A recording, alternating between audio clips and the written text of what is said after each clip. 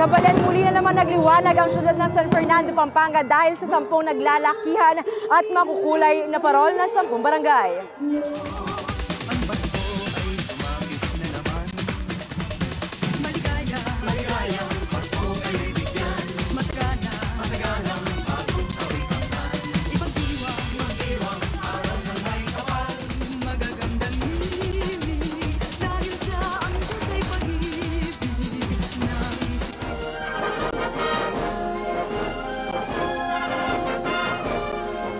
Pinatunayan ng syudad San Fernando na narapat sa kanila ang titulong Home of the Giant Lanterns nitong Sabado, December 14.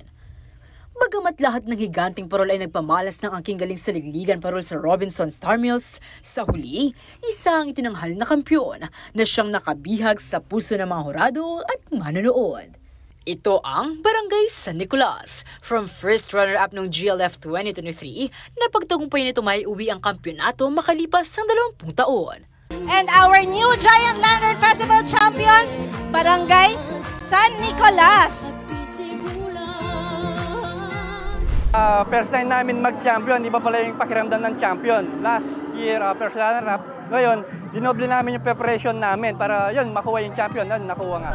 Siguro sa nakita ko yung unity namin, tsaka yung talagang yung walang pinag-uusapan na pera dyan eh. Ang usapan po namin dito yung galing at tsaka yung pakikisama ng bawat isa sa amin. Talagang makikita mo, walang kwenta yung budget. Makikita mo dito yung unity ng bawat isa sa Nicolas. Ang tagumpay na nakamit ng barangay ay iniaalay umano ng lantern maker na si Edmar David sa kanyang ama, na siyang nagturo sa kanya sa paggawa ng parol. Siyempre, malaki pasasalamat ko. Unang-una, kung dahil sa kanya, wala ako dito. Pangalawa, sa kanya ako natuto.